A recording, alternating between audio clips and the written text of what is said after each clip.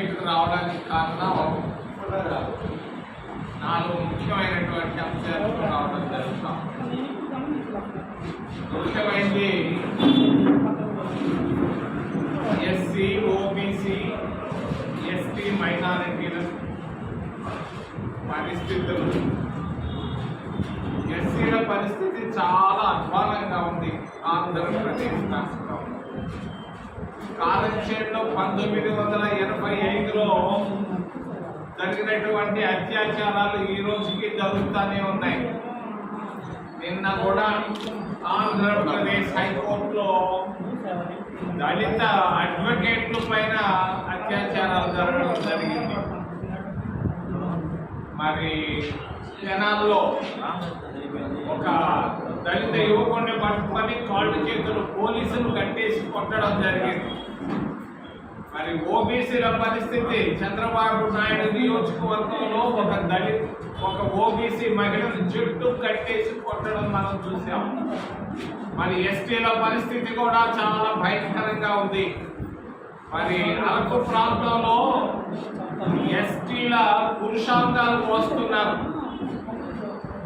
మరి దుర్మార్గులు మరి ఎందుకు పోస్తున్నారు? పురుషాంగాలు అక్కడ ఉన్నటువంటి ఖనిజ సంపదను దోచుకునే దాని కొరగా మరి గిరిజనుల పురుషాంగాలు పోస్తున్నారు కూటమి ప్రభుత్వంలో. మరి అంతేకాదు, రాజీవ్ గాంధీ ప్రధానమంత్రిగా ఉన్నప్పుడు ఒక నూతన విద్యా విధానాన్ని తీసుకొని వచ్చాం. ప్రతి గ్రామంలో ప్రాథమిక పాఠశాలను మేము ప్రారంభించాం. దాదాపుగా ఆంధ్రప్రదేశ్ రాష్ట్రంలో 35,000 ప్రాథమిక పాఠశాలను ప్రారంభించాం. మరి కూటమి ప్రభుత్వం వచ్చిన తర్వాత చంద్రబాబు నాయుడు గత సంవత్సరంలో 5,000 ప్రాథమిక పాఠశాలను మూసేయడం జరిగింది. ఈ సంవత్సరం 5,000 పాఠశాలను కూడా మూసేయడం జరుగుతూ ఉంది. మరి ఆయన ఉద్దేశం 35,000 ప్రాథమిక పాఠశాలల్లో 10,000కు తగ్గించాలన్న ఆలోచనతో కుట్రతో ఉన్నాడు. ఎందుకు? ఎస్సీలు, ఓబీసీలు, ఎస్టీలు చదువుకోవడం ఆయనకి ఇష్టం లేదు కాబోలు. మధ్యాహ్న భోజన పథకాన్ని కూడా మూసేయడం జరుగుతూ ఉంది. మరి నిరుపేదల పరిస్థితి చాలా దారుణంగా ఉంది ఈ రోజు ఉన్నటువంటి కూటమి ప్రభుత్వంలో. మధ్యాహ్న భోజన పథకాన్ని మరి సోనియా గాంధీ, యూపీఏ ప్రభుత్వాలు తీసుకున్నట్టు దాదాపుగా 18 కోట్ల మందికి భారతదేశంలో మధ్యాహ్న భోజనం పెడుతుంటే ఆంధ్రప్రదేశ్ రాష్ట్రంలో ప్రాథమిక పాఠశాలను మూసేసి ఈ మధ్యాహ్న భోజన పథకాన్ని కూడా మూసేయడం జరుగుతూ ఉంది. మరి ఎస్సీలకు స్కాలర్షిప్లు సరిగ్గా రావటం లేదు ఆంధ్రప్రదేశ్ రాష్ట్రంలో. ఎస్సీ ఫైనాన్స్ కార్పొరేషన్లు పేరుకే ఉన్నాయి, ఏమీ ఉపయోగం లేకుండా కూటమి ప్రభుత్వంలో ఎస్సీలు, ఓబీసీలకు దారుణమైనటువంటి పరిస్థితులు కనిపిస్తూ ఉన్నాయి. మరి బ్యాంకుల్లో ఇందిరాగాంధీ జాతీయం చేసింది. దాదాపుగా 14 బ్యాంకులు ఒకసారిగా, తర్వాత ఒక 7-8 బ్యాంకులు మరొకసారిగా. ఈరోజు బ్యాంకుల పరిస్థితి ఎలా ఉంది? రైతులకు ఏమి రుణాలు ఇవ్వటం లేదు, సరిగ్గా పేరుకి ఇస్తున్నామని. మరి అంతేకాదు, విద్యార్థులకు రుణాలు కానీ, నిరుద్యోగులకు రుణాలు కానీ ఇవ్వకుండా మరి మోడీ ప్రభుత్వం గత 11 సంవత్సరాల్లో 14,50,000 కోట్ల రూపాయలు మరి 100 కోట్లు పైబడి ఉన్నటువంటి ఎన్పిఎల్ను రుణమాఫీ చేయడం జరిగింది. 14,5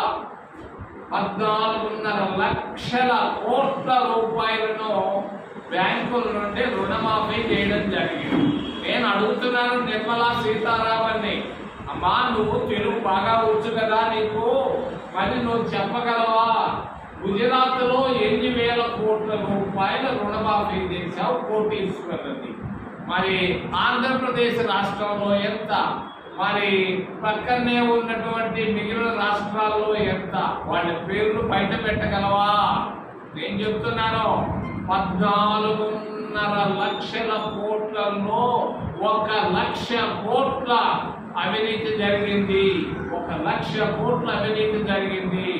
10% తీసుకున్నారు. నేను అడుగుతున్నాను అది ఎన్డీఏ ప్రభుత్వాన్ని, దీనికి సూత్రధారి ఎవరు, పాత్రధారి ఎవరు, ఎంత డబ్బు ఎవరు తీసుకున్నారు, ఎక్కడ పెట్టారని నేను అడుగుతున్నాను. 14.5 లక్షల కోట్ల రూపాయల రుణమాఫీ చేసి ప్రతి రుణమాఫీలో 10% డబ్బు తీసుకోవడం జరిగింది. దీన్ని మేము ఖండిస్తున్నాం కాంగ్రెస్ పార్టీ తరఫున. 2G స్పెక్ట్రమ్ అన్నారు, మరి కోల్ స్కామ్ అన్నారు. దానికంటే ఎంత పెద్ద స్కామ్ ఇది, బ్యాంకింగ్ స్కామ్ అంటే తెలియదు. మూడవ విషయం రాజధాని. మరి ఒంగోలు దగ్గర దొరకొండలో పెట్టమని శివరామకృష్ణయ్య సిఫారసు చేస్తే 1 లక్ష ఎకరాల ప్రభుత్వ భూమి ఉందంటే చంద్రబాబు నాయుడు బంధు ప్రీతితో అమరావతిలో దాన్ని ప్రారంభించాడు. మరి 1000 ఎకరాలు చాలు భూమి రాజధాని కట్టాలంటే. బెంగళూరులో కట్టారు, మద్రాసులో కట్టారు, భువనేశ్వర్లో కట్టారు, హైదరాబాద్లో కట్టారు. ఈరోజు 70,000 ఎకరాలతో ఈయన ప్రభుత్వ భూములు, రైతుల భూములను తీసుకొని ఈయన రాజధాని కట్టాలంటాడు. రాజధాని కడుతున్నాడు సరే, మరి రైతుల పరిస్థితి ఏంటి? 3 పంటలు పండేటువంటి రైతుల భూములు తీసుకొని నీళ్లలో రాజధాని కట్టాలంటాడు. మూరడు మట్టి తీస్తే చాలా నీళ్లు వస్తున్నాయి కృష్ణా నది తీరంలో. మరి 50 అంతస్తుల బిల్డింగ్ కట్టాలంటాడు సచివాలయానికి. సచివాలయం ఎక్కడైనా, ఈ దేశంలో ఎక్కడైనా కానీ, ప్రపంచంలో ఎక్కడైనా 50 అంతస్తుల బిల్డింగ్లు ఉన్నాయా? ఎందుకయ్యా ఓ చంద్రబాబు నాయుడు పొరపాటు పనులు చేస్తావు? నువ్వు కట్టితే అవి కూలిపోతే రేపు ఎవరు దీనికి జవాబు అంటాడు సచివాలయానికి. సచివాలయం ఎక్కడైనా, ఈ దేశంలో ఎక్కడైనా కానీ, ప్రపంచంలో ఎక్కడైనా 50 అంతస్తుల బిల్డింగ్లు ఉన్నాయా? ఎందుకయ్యా ఓ చంద్రబాబు నాయుడు పొరపాటు పనులు చేస్తావు? నువ్వు కట్టితే అవి కూలిపోతే రేపు ఎవరు దీనికి జవాబుదారని నేను అడుగుతున్నాను చంద్రబాబు నాయుడిని, రాష్ట్ర ముఖ్యమంత్రిని. అంతేకాదు అమరావతిలో మరి విమానాశ్రయం తేవాలంటాడు. 5,000 ఎకరాల రైతుల భూములను పెరుక్కొని మరి 30 కిలోమీటర్ల దూరంలో విజయవాడలో ఉంది విమానాశ్రయం. మళ్ళా గుంటూరులో ఇంకొక విమానాశ్రయం. ఎందుకయ్యా అంతర్జాతీయ విమానాశ్రయం? ఏంటి మీ ఆలోచనలు? నాకైతే అర్థం కావడం లేదు. రాజధాని విషయంలో 50,000 కోట్ల రూపాయల డబ్బు ICICI బ్యాంకులో నుంచి తీసుకొని వస్తున్నాడు. మిగిలిన బ్యాంకుల్లో నుంచి అప్పు చేసి తీసుకొని వస్తున్నాడు. ఈ డబ్బంతా 26 జిల్లాల ప్రజలు కట్టాల్సిందే కదా. 26 జిల్లాల ప్రజలు ట్యాక్సులు కడుతున్నారు. అందరూ డబ్బును తీసుకొని వచ్చి నువ్వు అమరావతిలో పెట్టడం ఏంటి? దీనికి ఆమోదయోగ్యంగా లేదు. ఒంగోలు నుంచి కర్నూలు దాకా ఉన్నటువంటి 10 జిల్లాల్లో రాజధాని అమరావతిలో కట్టడాన్ని ఎవరు ఇష్టపడటం లేదు. ఉత్తరాంధ్ర ప్రజలు కూడా ఇష్టపడటం లేదని తెలియజేస్తూ చివరిలో పనకచెర్ల కొత్తగా వారానికి ఒక విషయాన్ని తీసుకొని వస్తుంటాడు మా చంద్రబాబు నాయుడు. మరి కాసేపు P4 అంటాడు, కాసేపు జీరో కరప్షన్ అంటాడు, కాసేపు జీరో పావర్టీ అంటాడు. ఎన్ని ఉత్త మాటలు చెప్పుకుంటూ కాలక్షేపం చేస్తున్నాడు.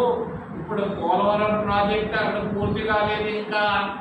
మరి తెలుగు గంగ ప్రాజెక్టు పూర్తి కాలేదు. హంద్రి నీవా పూర్తి కాలేదు. మరి నగిరి కాలేరు పూర్తి కాలేదు.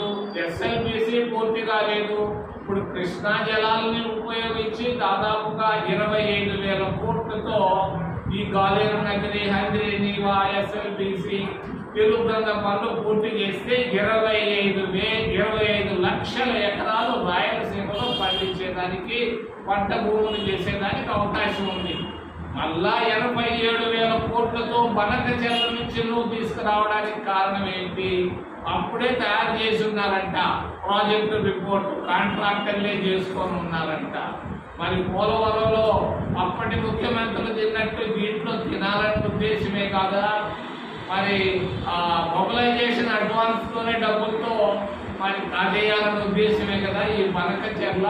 ముందు ఈ ప్రాజెక్టులు పూర్తి చేయి, కృష్ణా నది జలాలకు సంబంధించినటువంటి ప్రాజెక్టులు పూర్తి చేసి తర్వాత వివాదాస్పదమైనటువంటి పనకచెర్ల గురించి ఆలోచిద్దామని చంద్రబాబు నాయుడు గారు తెలియజేస్తూ మరి ఆయన అంటాడు జీరో పావర్టీ బంగారు పథకాలు అంటాడు. ఈ బ్యాంక్ పథకాలు ఇవిడ ఏ కోటీశ్వరుడా ఇచ్చేది చచ్చేది, ఊరికే మాటలు చెప్పుకుంటా పోతున్నావు.